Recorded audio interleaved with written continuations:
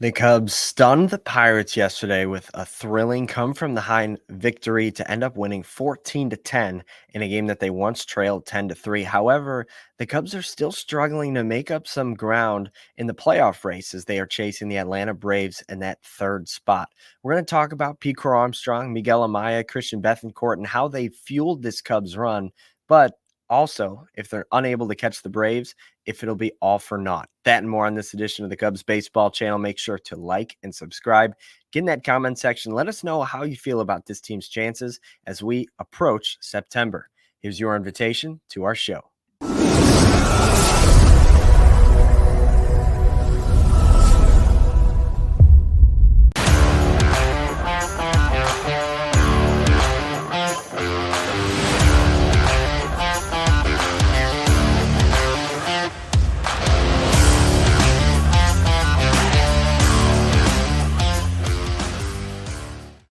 What's up, everybody? Welcome to the Cubs Baseball Channel. My name's Anthony Pasquale. You can find me on Twitter at ant_Pasquale3. You can also find the Cubs Baseball Channel on Twitter, on Instagram, and on TikTok. So make sure to follow us along on there. Join us as we continue to chop it up and talk Cubs on all those different platforms. So make sure to find us on those different social media channels. But the Cubs stunned the Pirates yesterday to complete the sweep.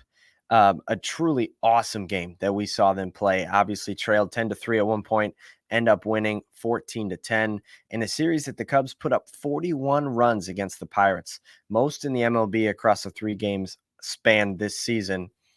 So you got to give the offense some credit, but we're going to talk about some different pieces of the offense. We've been giving them a lot of credit as of late, but truly, and I believe this, the Cubs are not where they are, 2 games over 500, making a little bit of a push toward the playoffs without their bottom of the order really stepping it up as of late. So let's talk about it. Christian Bethancourt and Miguel Amaya have been terrific in the 9 spot in the Cubs order.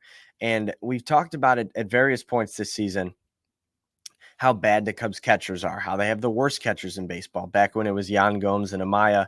And then the Cubs waived Gomes and the Cubs made Amaya take some adjustments. And since then, it's really been a lot better. But let's just let the numbers talk for themselves. Christian Bethancourt yesterday had 7 RBIs. He's the 7th Cubs catcher to ever do that, the first out of the 9 spot in the order. And in his 11 games since joining the Chicago Cubs, he's batting .407 with 15 runs driven in just 11 games as your number 2 starter. That production is beyond what you'd expect. Now let's talk about Miguel Amaya. Amaya in his last 5 games is hitting .667. He's 14 for 21 with 2 homers, 3 doubles, and 13 RBI. But it doesn't stop there. If you go back to July 7th for Miguel Amaya, he leads all catchers in weighted runs created plus, which is one of the best offensive stats that we have. Furthermore, if you go back to that plateau, the July 7th day, Miguel Amaya is hitting .352 with an OPS of .991, 5 home runs, 20 RBI, and just a 12% strikeout rate. He's been phenomenal since that period of time. And it hasn't been just those 2 guys. You go back to the 8 spot. Pete Crow-Armstrong is putting on an absolute offensive clinic. In his last 25 games, he's hitting .333 with 4 homers, 7 steals, 17 runs, 16 runs driven in, 5 doubles, 2 triples, all while playing excellent defense out there in center field. Just think about the week Pete Crow-Armstrong has had. Earlier this week, he had the 2nd fastest in the StatCast era home-to-home time on an inside-the-park home run.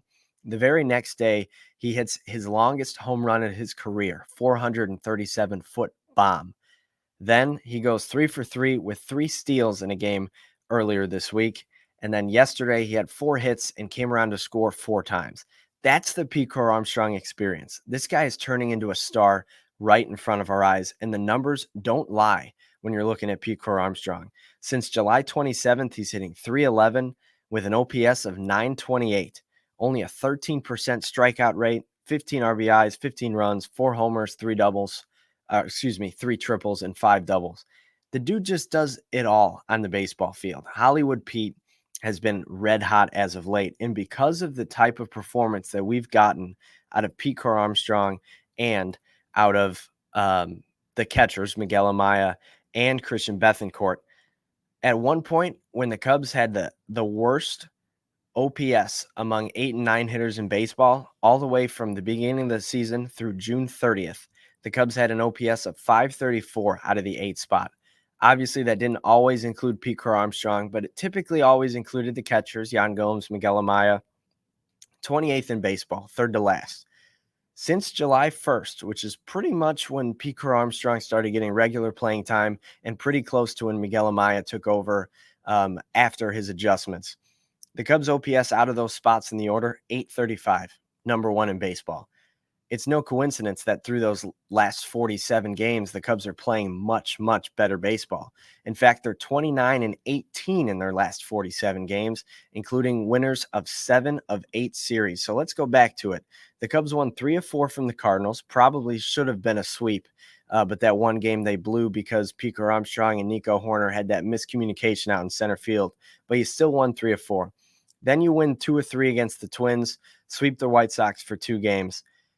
Then you get swept in Cleveland. That one stings, and it's going to sting for a while because if you took even one of those games, this conversation could be a lot different. But then you win 2 out of 3 from the Blue Jays, the Tigers, the Marlins, and then you just sweep the Pirates. 7 of your last 8 series have been wins, 2 of them sweeps. Really strong performance from the Cubs. As a result, they stand 2 games over 500. These are all good things. This is good news, right? The only issue is the Cubs are really struggling to make up ground. The Cubs have played 700 ball in their last 10 games and have not gained even a half game on the Atlanta Braves because the Atlanta Braves are red hot. In their last 10, they're 8-2. So they've picked up a game on the Cubs, even though it's hard to imagine the Cubs playing any better baseball than right now. The good news is the Cubs do have the easiest schedule in the National League remaining. But what you have to understand is the Cubs are chasing 5 games from the Atlanta Braves, who are a really good baseball team. They're injured. They're obviously not as healthy as they could be. They had expectations of being a 100-win team, so they're obviously underachieving a little bit to their standards. But they're a really good baseball team. So trying to pick up 5 games against a team like that means the Cubs are going to have to play and continue to play practically flawless baseball for the rest of the season. Obviously, easier said than done. However, to do so, you cannot afford to blow games or give games away or lose games that Kyle Hendricks starts. You just have to go out there and give your team the best chance to win, because whenever the Braves do lose, and they're going to eventually lose, you got to gain ground on them. You got to put pressure on them, and you have to start climbing up those standings. Obviously, the Cubs are 2 games over 500. They're finally over that 500 plateau that now they can start making that push. But the fact of the matter is, you don't make the playoffs unless the Braves or the Brewers or the Diamondbacks or the Padres start to struggle.